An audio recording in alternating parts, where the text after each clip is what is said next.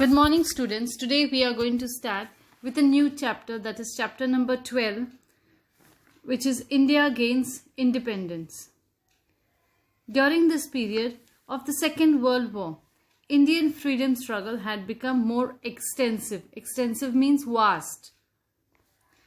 The demand for independence of India was gaining its strength. Now, people were understanding what the importance of independence is.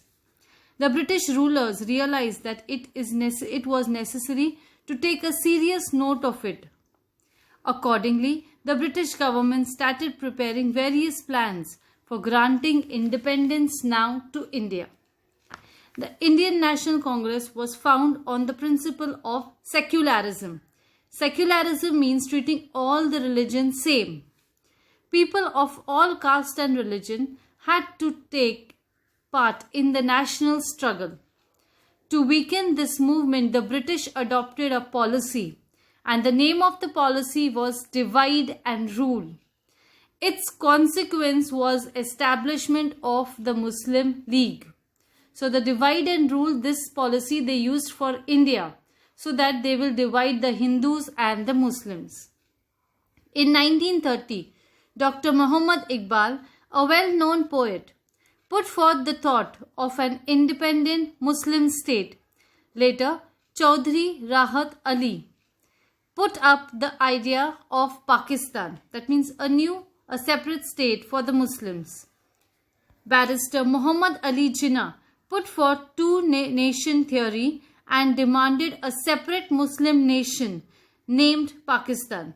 The Indian National Congress was only a Hindu organization. The Muslims have no benefit of it. Such a kind of propaganda is basically to spread some news, was started by Barrister Jinnah and the Muslim League. Wavell's plan. In June 1945, Lord Wavell, you can see photo of Lord Wavell, the Viceroy of India. Viceroy means the Governor of India, drew up a plan. There were different provisions in this plan. Accordingly, some of its provisions were that in the central and the provincial legislatures, Muslims, Dalits and minorities, all these should be given a proper representative, and there will be an equal number of Hindus and Muslim members in Viceroy's Executive Council. A meeting of all major political parties in India was organized at Shimla to consider the Wavell's plan.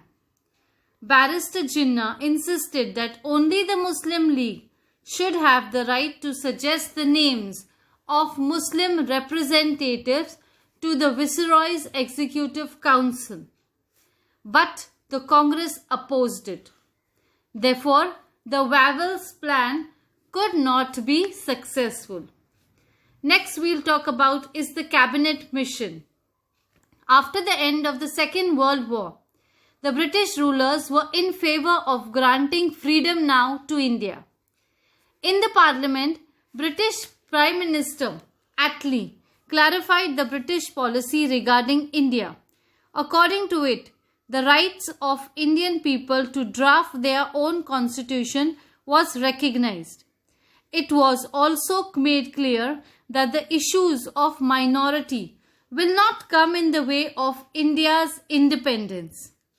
In March 1946, a delegation of British ministers named Patrick Lawrence, Stafford Cripps and A.V. Alexander put forth England's plan regarding the India in front of Indian leaders. This is called as the Cabinet Mission. Some of the provisions in the plan were not acceptable to the Congress. Similarly, there was no provision of independent state for the Muslims, so the Muslim League was unsatisfied. Therefore, the Cabinet Mission was not fully accepted. The Direct Action Day. Since the demand of Pakistan was not being fulfilled, the Muslim League decided for direct action. Accordingly, 16th August 1946 was declared as and observed as a direct action day by the Muslim League.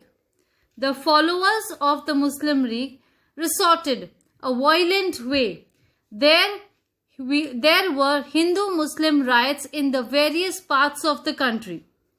There were massacres, excessive killing everywhere.